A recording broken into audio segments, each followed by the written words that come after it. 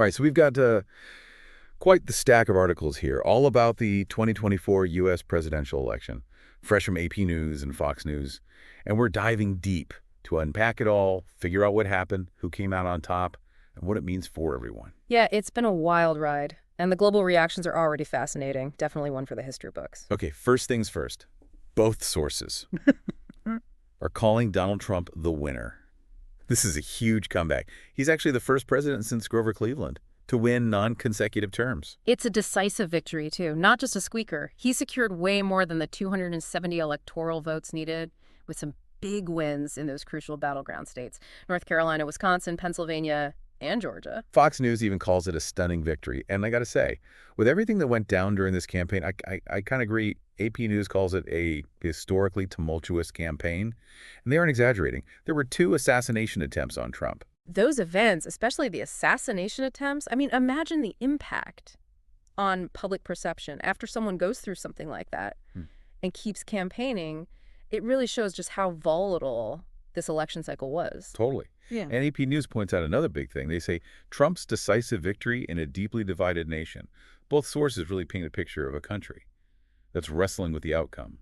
All that voter anxiety, the desire for change, seems like it really propelled Trump back into the White House. It's interesting how those anxieties seem to resonate globally, too. AP News quotes a Norwegian group that says, Trump's election means the U.S. is taking a step back from leading the fight against climate change.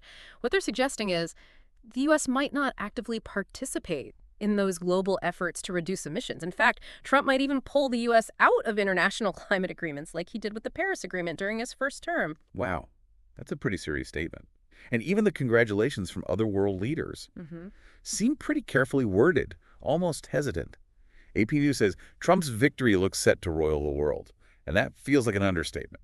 There's definitely a wait-and-see vibe in those reactions. Trump's first presidency saw a big shift in U.S. foreign policy, and the world's kind of bracing itself for what another 4 years might bring. Right. It's like everyone's holding their breath. Okay, so we got Trump back in the White House, a nation divided over the result, and a world watching with this mix of anticipation and apprehension. Exactly. But let's rewind a bit and zoom in on some key moments that shaped this election.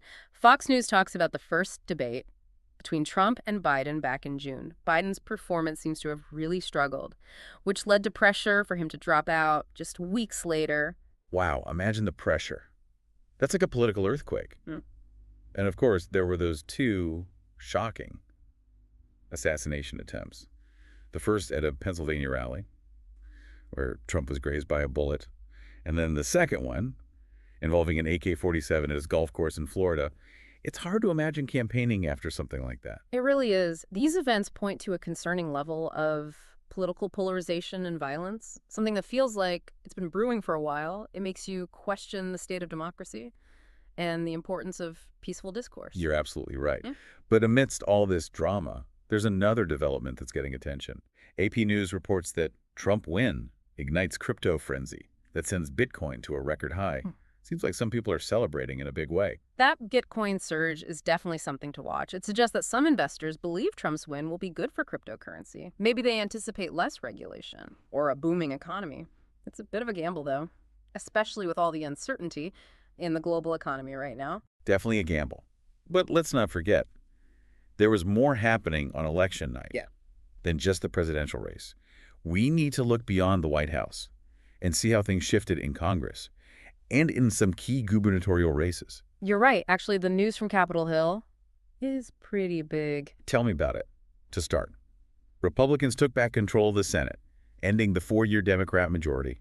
This is going to have a big impact on legislation and Trump's ability to push his agenda forward. What could this mean for future policy changes, especially things like healthcare, taxes, and the environment? That's a great question, and we'll definitely dig deeper into that in the next part of our deep dive. Perfect. And there are a few other races that are worth a closer look. Mike Braun's win in the Indiana governor's race further solidifies Republican control in the state. There's Josh Stein winning North Carolina's governorship, flipping a traditionally red state. It's a mixed bag of results that really shows the complex dynamics at play across the country. It really illustrates those shifting tides in American politics. But before we get too focused on the electoral map, there's one more piece of the puzzle we need to address. Those legal battles that have been hanging over Trump throughout this campaign. Oh, yeah. The multiple indictments, the Mar-a-Lago documents case, allegations of election interference, and the Manhattan District Attorney's charges. It's unprecedented for a sitting or former president to face these kinds of legal challenges. It's unlike anything we've ever seen. The sheer number of these charges and the nature of them raises questions about accountability, the potential for politically motivated prosecutions, and what it means for the balance of power. It's a minefield legally and politically. Totally. And that brings up a critical question. What happens now that Trump is back in the Oval Office? How do these legal battles play out? That's what we'll explore in the next part of our deep dive. We'll look at potential legal strategies, historical precedents, and the possible impact on Trump's presidency. It's like we're stepping into uncharted territory. Stay tuned, everyone. We'll be back soon to continue unpacking this extraordinary election and all its implications. Okay, so let's dig a little deeper into those cautious congratulations we talked about from world leaders. AP News really gives us a glimpse into how wary the international community is. Remember that Norwegian group we mentioned? They basically said that Trump's election means the U.S. is sidelining itself in the fight against climate change. That's a pretty strong statement. It makes you wonder what this means for global efforts to fight climate change. Could the U.S. actually become an obstacle rather than a leader? It's a valid concern. Trump pulled the U.S. out of the Paris Agreement during his first presidency. That's a major international agreement all about reducing emissions. So there's a real fear that he might do something similar again. And if that happens, it could have a ripple effect. Maybe it discourages other countries from keeping their commitments. It's a complicated web of international relations and environmental policy. And right now, the future feels pretty uncertain. There's definitely a lot to think about there. And it's not just about the environment either. AP News uses this phrase, Trump's victory looks set to roil the world, which seems to suggest potential instability on a larger scale. You got to think back to Trump's foreign policy in his first term. It was often seen as unpredictable and disruptive. Right. He challenged those long-standing alliances and engaged in trade wars, which made America's allies uneasy. So it makes sense that world leaders are kind of bracing themselves, wondering what this second term might bring. Yeah, it's like the whole world is on edge. But let's shift gears a bit and bring the focus back home.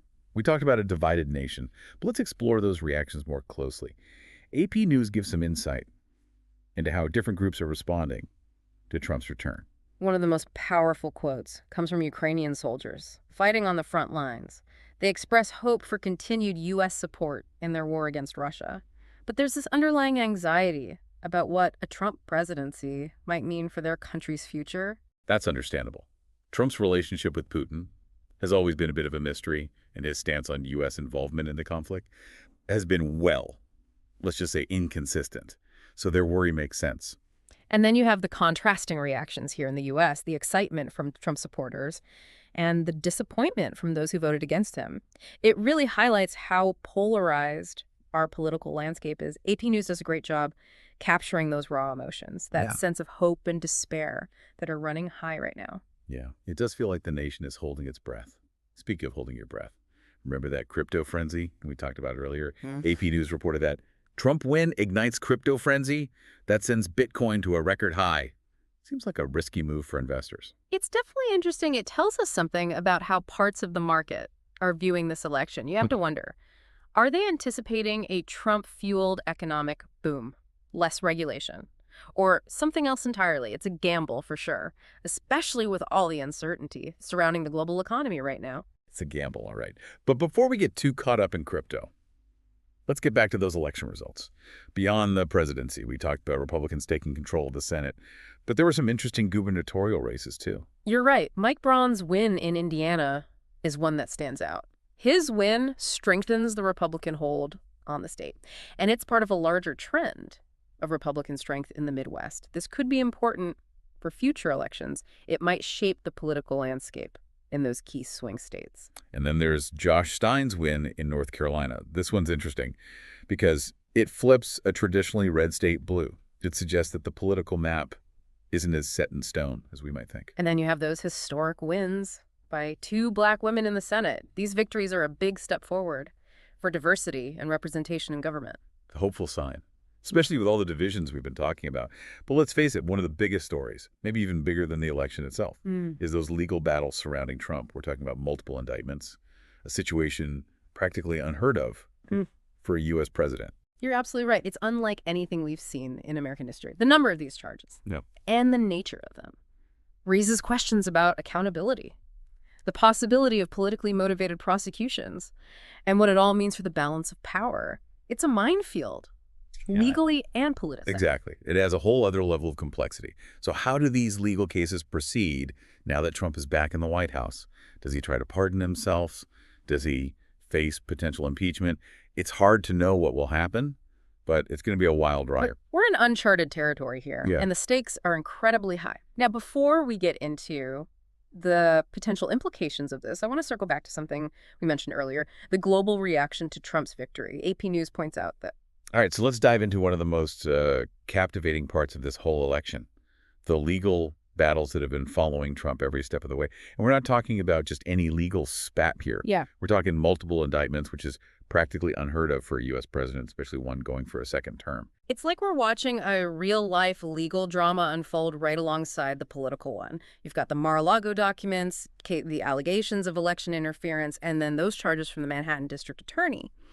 It's a lot to keep track of. So the big question is, what happens to these cases now that Trump's back in the Oval Office? Right. It's like this whole new layer of complexity has just been added on top of everything else. It's uncharted territory legally and politically. So walk us through this. What are the potential outcomes here? Well, some experts think that as President Trump could actually try to pardon himself, essentially wiping his record clean. But a move like that would be incredibly controversial. It could even spark a constitutional crisis. I mean, it would challenge the whole idea of checks and balances and really raise questions about the limits of presidential power. Yeah, that would definitely throw gasoline on an already raging fire. Yeah. But even if a pardon was on the table, these cases would still loom over his presidency. How can he possibly focus on governing with these legal battles hanging over his head? It's a huge distraction, for sure. These legal challenges are going to take up so much of his time and energy and attention. And then there's the possibility of more investigations or even impeachment proceedings. It's a recipe for political gridlock and instability, which makes it that much harder to address the important issues facing the country. And what about the impact on public trust? I mean, whether Trump is ultimately found guilty or innocent, these ongoing legal battles could further erode people's faith in the justice system and make the divisions in the country even worse. It's a lose-lose situation for everyone. Absolutely. And the implications go beyond just Trump. This sets a precedent for future presidents. It could open the door for politically motivated prosecutions and weaken the foundation of our democracy. It's a slippery slope that we need to be very careful about. So we've got a president facing multiple legal challenges, a nation grappling with the outcome of a very divisive election, and a world watching with this mix of anticipation and apprehension. What does it all mean for the future of American politics and his role on the global stage? It's hard to say for certain, but one thing's for sure. We're heading to a time of major uncertainty and change. The old rules don't seem to apply anymore, and the stakes are higher than ever. The decisions made over the next 4 years are going to have a huge impact both here at home and around the world. So what advice would you give to our listeners out there who are trying to make sense of all of this? I'd say stay informed, engage in thoughtful discussions, and hold your elected officials accountable. The future of our democracy really depends on active and engaged citizens who are willing to participate in the process. It's more important now than ever before. Well said. I think that's the perfect note to wrap up this deep dive. We've covered the incredible comeback of Donald Trump, the anxieties of a divided nation, the cautious reactions from a world on edge, and of course those looming legal battles. It's been quite a ride. But as always, we hope this deep dive has given you the insights and context you need to navigate this complex and ever-changing political landscape. And remember, the story doesn't end here. Keep following those sources you shared with us and stay curious. There's always more to learn, understand, and discuss. Until next time, keep diving deep.